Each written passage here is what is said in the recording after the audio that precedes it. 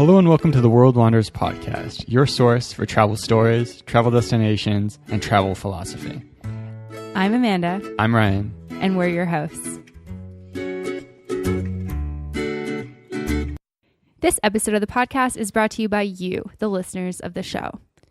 If you enjoy the podcast and you want to support the continued production and growth of the podcast, as well as get fun, awesome rewards, you can join us over at Patreon. For the cost of one latte a month, you can get postcards from around the world, one-on-one hangouts with us, exclusive content and ebooks, and it really, really helps us out a lot to keep the show going. So if that's something that interests you, jump on over to patreon.com/theworldwanderers and join the adventure. And we have an awesome online community that we've just started separate to our Facebook page. And we would love for all of you out there who are listening to the podcast to join us. And so you can find that on the show notes at theworldwanderers.com, or you can just search World Wanderers, a community for travelers, and we'll get you access. And it's lots of like-minded people who enjoy traveling the world. There's travel bloggers, digital nomads, people from all over who are just talking about all things travel. So we would love to see you there. Welcome to the World Wanders podcast, live from America. Charleston. Today we are talking about conversations that we've been having over the course of this summer back in Canada. We've been to a number of family events, met up with lots of friends and new acquaintances, and had a number of conversations about, where do you guys live now? And we're like, well, kind of Canada, but not really. Kind of nowhere. Oh, okay. And then weird looks and progressive awkwardness from that point.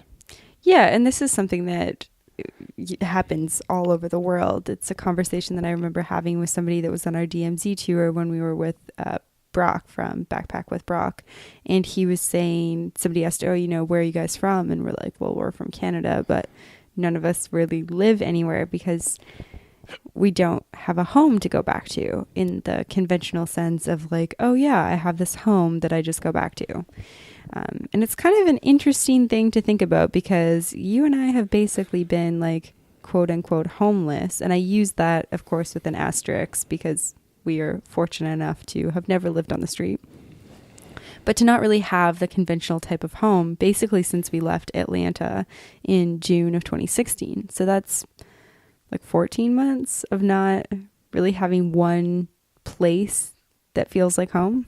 Yeah, the longest time we've stayed in one place has been, I believe, Bali. Mm-hmm. For 2 months. And I think the longest time we've spent in like continuously in one house or apartment was also Bali. No, that would have been Canada last summer. Canada last summer. Yeah, that was 3 months. But yeah, since then it's basically moving every single month.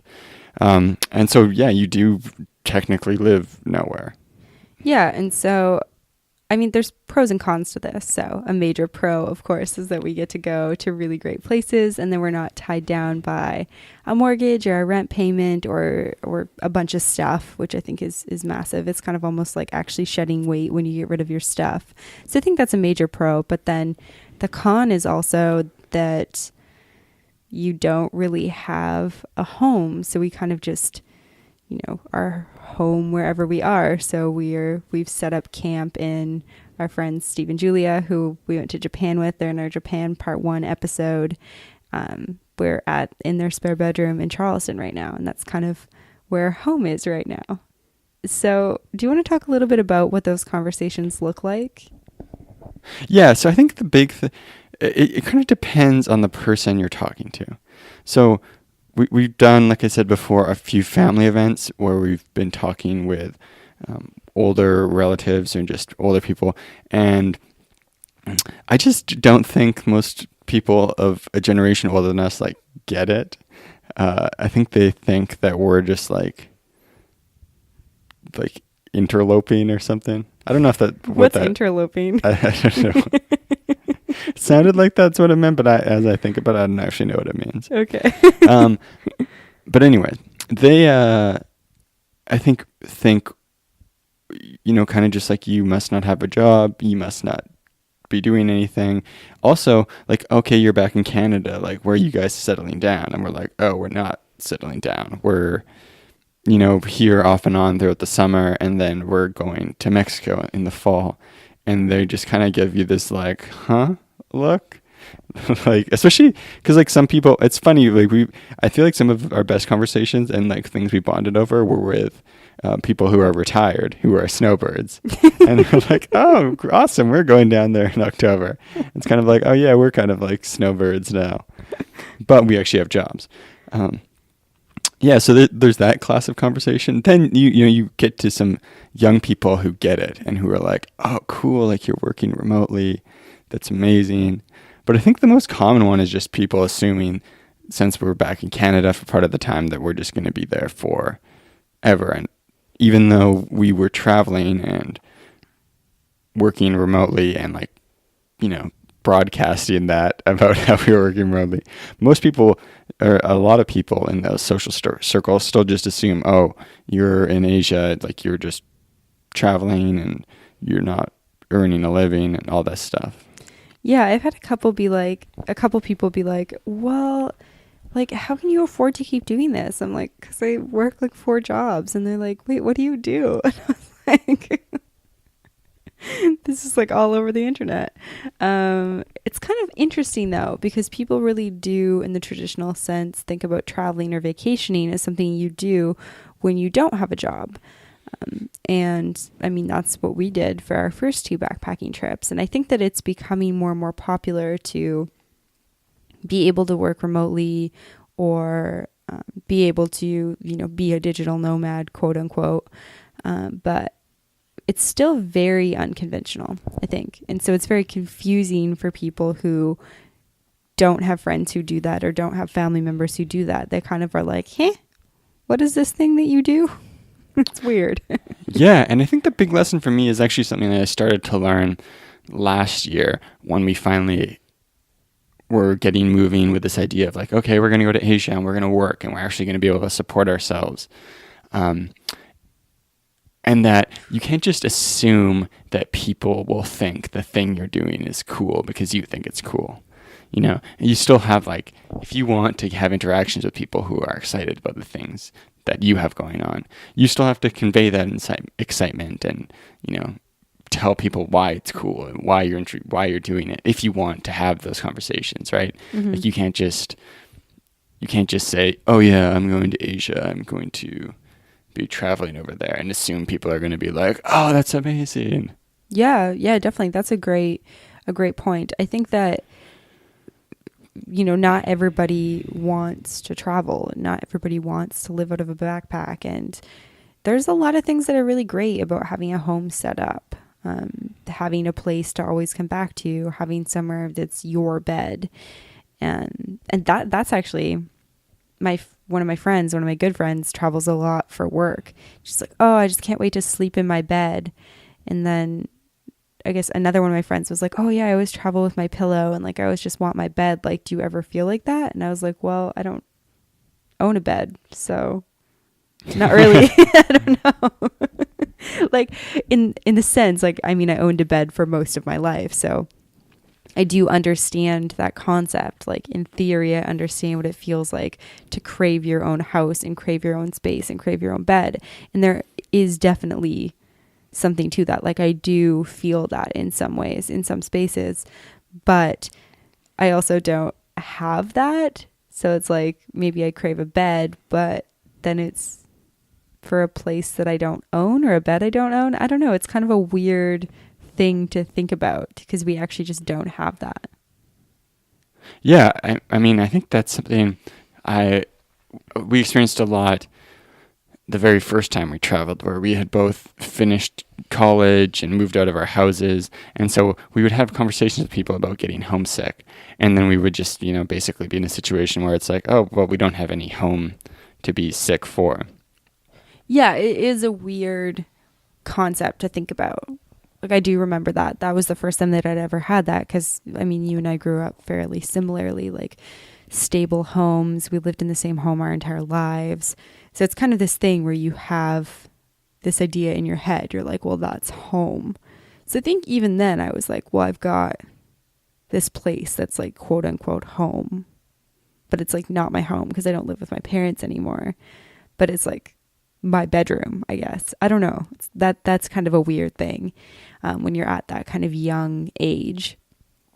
But now that's like really not my home. Like I haven't lived in that place for so long, and my parents have moved since then. So it's like I've never lived in the home that they live in now. And the guest bedroom is where I sleep. So that's like not my bed. That's not my place.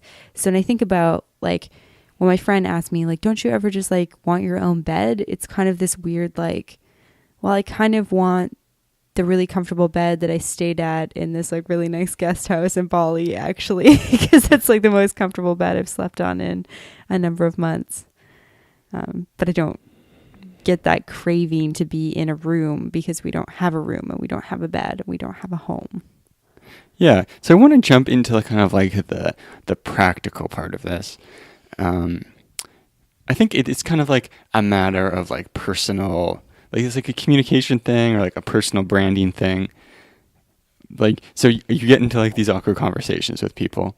How do you think if you were like giving yourself advice a year ago about, you know, ways to communicate with people about your plans and like how you're taking life, and maybe that goes into like the things you post on social media too. What might you do differently after a year going by? I think that I've been surprised on both sides of this. I've been surprised in certain groups of people how many people know what I'm doing. Like, for example, we went to my 10-year high school reunion, and I kind of, I go to a lot of different places and spaces where people have no idea what I'm doing or what I've been up to. So I'm like, okay, a lot of these people haven't seen me in 10 years, so they clearly don't know what I'm up to. So many people were like, oh yeah, you have a podcast on travel. Like, I've listened to it. And I'm like, I haven't seen you since 2007. Why on earth are you listening to me talk about travel? So I was pleasantly surprised with that. But then, on the other side of that, I went into the Lululemon that I used to work for, and I got, well, where are you working now that you're back? I'm like, well, my work doesn't change because I've been working the whole time I was gone. And it's easy to kind of get like, I post this stuff online. Why don't you know this? But remembering that everyone's really busy and that nobody is like entitled to know what you're doing with your life or to know what you're up to. You're not entitled to other people knowing. Yeah. That's what I mean. I think that the tone can really change when you're just really open to sharing what you're doing in a really positive way instead of feeling frustrated that somebody doesn't know, even though you've posted it on social media. Yeah. And I don't even think like it doesn't matter too much in the greater scheme of things. The thing I was kind of thinking about is just how I think most people who do work remotely and live kind of a nomadic life really do emphasize the travel part of their life and don't emphasize the work part of their life. Yeah, so my 2017 social media goal was to be more authentic online. So I really like Instagram, which is a place where you post really beautiful photos, and posting something like the beautiful iconic swings in Bali will get you a lot of likes. Like, it'll happen to anyone. It's a beautiful photo. People like looking at that. People don't like things like gross toilets or feeling sick. Those things make people feel uncomfortable. But my goal was to share more of that so that people had, more of a glimpse into my life, because I got a lot of comments like, oh, your life is so glamorous and your life's so interesting and I'm so boring, and oh, every day's a weekend for you. And I was like, none of that is true. Like, I don't know. There were some really bad days on the road. It's like, I don't even know how I'm going to buy food later today because I haven't been paid for 3 weeks. And when I do get paid, it needs to go on my credit card bill. Like, money struggles, definitely something that, was and is real. And the struggles of trying to build an online business and, trying to share that journey while still posting nice photos about it, I think is hard. So for anyone out there who's doing that, I think a practical tip is to just like share really openly, be as honest as you can be, I think. like, I think that people should really find their own path on social media, and find what makes them feel comfortable. But sometimes feeling a bit uncomfortable with things you're sharing can also be a good way for people to kind of see the things that are not just travel. Yeah, and I mean, you don't like, at the end of the day, it doesn't really matter if people know what you're doing. But I think it's something, I think for us, it's important for us to have an impression of stuff online that is like in line with what's actually going on with our lives, so we can make friends and find opportunities and all that other stuff, and that goes along with kind of making sure you're communicating stuff about not just beaches and hikes, but other things that are going on. Yeah, definitely. And I think that with companies, like Remote Year is the one that comes to mind first, but I know that there's lots of companies that do stuff like that, and there's co-working spaces all over the world. Like, the world is becoming more and more like nomad friendly or remote work friendly, and there's a lot of advertisements that pop up I see them on Facebook specifically, but I think like all social media channels, where you'll see like somebody in a bathing suit by like a beautiful infinity pool, like sitting there with their laptop, or somebody like sitting on a pool deck or on a beach chair with their laptop. And I feel like, that's great. Like, obviously that looks really enticing, but that's not what working remotely looks like at all. Yeah. So those ads are complete garbage. That's why you should buy our course on how you can go from 9 to 5 to making $500K a year on the beaches of Vietnam. Is your tone available of voice, now? Is your tone of voice douchey enough to make sure that people know that that's not real? But it's like you would never take. I mean, anyone who thinks about that, you would never take I would never take my $1,500 MacBook Pro anywhere near the water. It's not waterproof. Sand in the keyboard. That's a terrible idea. So I don't know. I'm in a bunch of like online kind of digital nomad communities online, and it's kind of the general wave of conversation is like, wow, these ads make this look so luxurious. And of course there's pros to it. There's amazing things that you get to do. Like, working from Bali is really cool, but the reality of that is that we worked every day from a co-working space, not from the beach, not from the rice terraces, not from a pool chair. None of those things actually happen. And I mean, my computer dies in an hour. I'm certainly not going to get much work done if I try to work from a beach chair, unless there's an outlet nearby. Yeah, but I do think one of the cool things for me about being able to go do this is it really makes me appreciate the value of being stable in one place. Sometimes I think doing things you want to do, even if you're pretty sure you're not going to like them, it can be really valuable. And that's when I think just normal travel is really valuable for a lot of people, just because they get out there and they kind of realize, okay, life at home is pretty good, and there's lots of things I like about it. And I don't need to be, globe trotting to make myself feel happy. I can do it at home. And it's kind of the same thing with work. It's like, it's easy to sit in an office and feel like you don't have freedom, and feel like, oh, life would just be perfect if I was able to do this remotely. And it's nice to be able to travel and move around, but there's a lot of extra stressors that come along with it. And when you go do it, you realize, oh, it would be nice if I could be settled down somewhere. Yeah, I think we talked about this a little bit in our coming home episode. We talked about how we found this like really nice place to stay in Canada for a couple of months on and off, for like about 3 months, I guess. So June, July, and September. And how, we were really craving that at the end of our trip. We were really craving that stability. And I think that there's just like a natural ebb and flow when you travel. It's like you travel a lot, and then you crave kind of a little bit of stability, and then you're stable and you crave travel. And maybe that's just us as humans never feeling fully content with where we are. I don't really know, but I think there is something to slowing down and then picking back up again, and then slowing down and picking back up again, or just going slowly.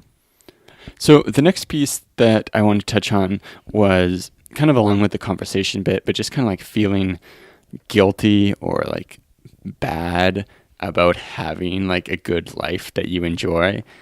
So some of these conversations, I think it's easy to worry, at least for me, that like people are judging you or thinking you're like, I don't know.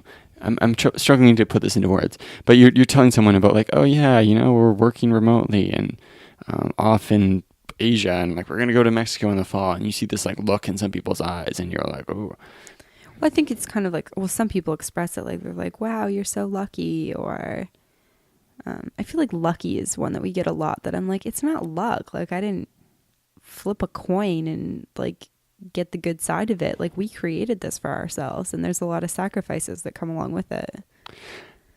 Yeah. I don't know if that's exactly it, but I think that kind of hits on it. But I think it can be easy, like for me in social situations, like when there's a lot of people who like I don't know and don't really like care too much about, like to feel like, okay, I'm not going to like go out of my way to like talk about the things I have going on because people might just like, have these negative impressions about it. Mm-hmm. So how do you feel like you deal with those situations? You just don't bring it up? Well, I think that's kind of my urge in some situations. And I mean, I think if you're having a conversation, like, so it's funny because it comes up where people are like, oh, where are you living? And I'm kind of like Canmore, or, oh yeah, we live like just in Canmore. And they're like, oh, okay, like where? Well, and then it kind of like comes out more and more that you don't actually like really live there. Yeah, I think it comes up when people are like, oh, well, how long have you lived there? And then it's like, oh, well, like a month kind of. On and off since 2014, but like mostly off.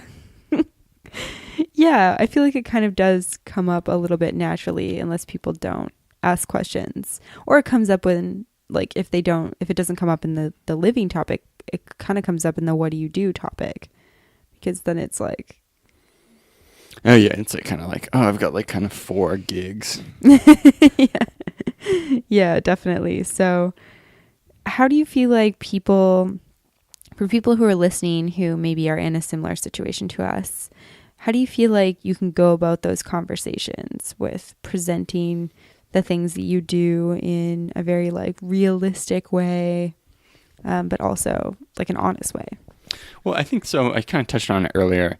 I think if you want people to be excited about the things you have going on, you need to still be excited about the things you have going on. Like, it's not about communicating like, oh, like, I think my life's so cool. Let me tell you some facts in like a unengaged way, and you're going to think my life's cool. And especially when meeting new people too.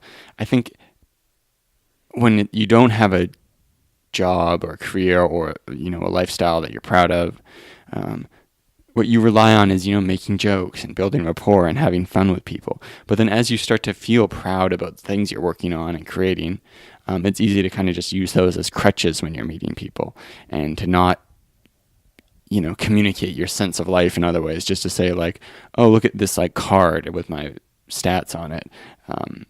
You should be excited to have this conversation with me.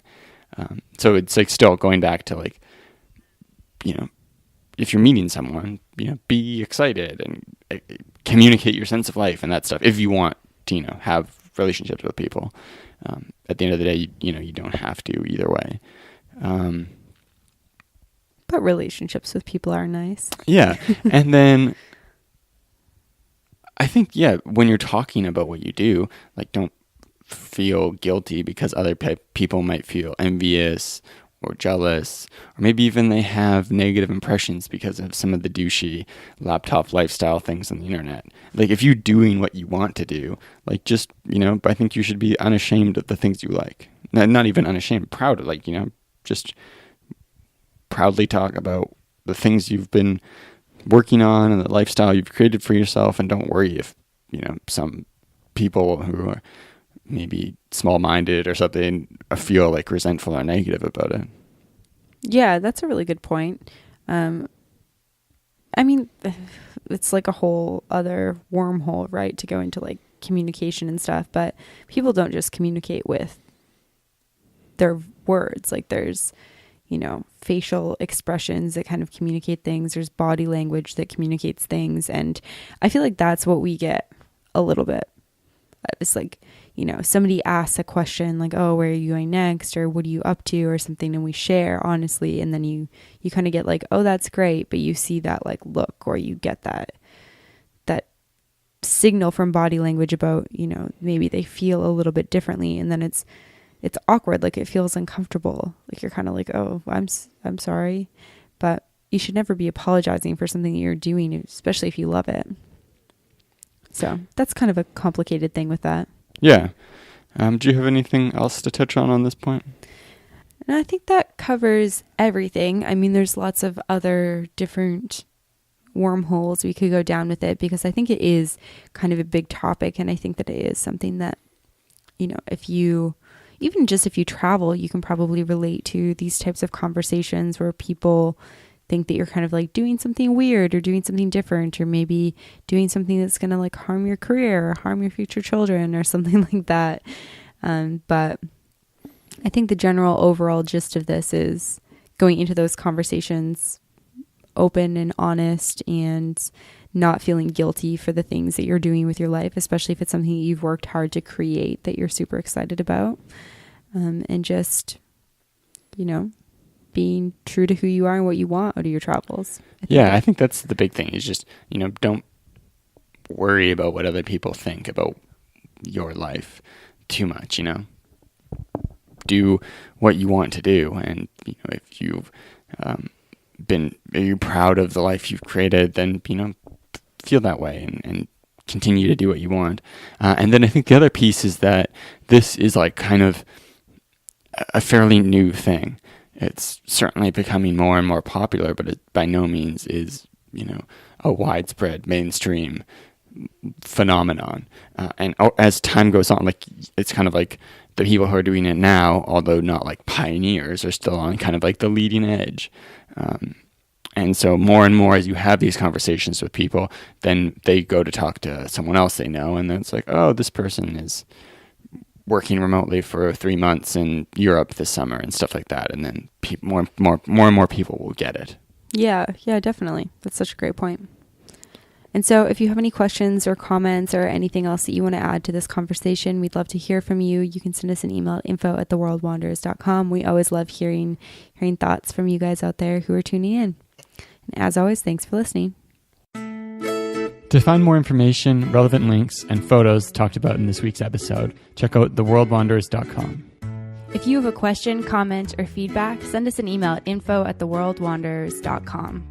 Join our community on Facebook at The World Wanderers or on Twitter at World Wanderers 1. As always, thanks so much for listening. Have a great day. Bye.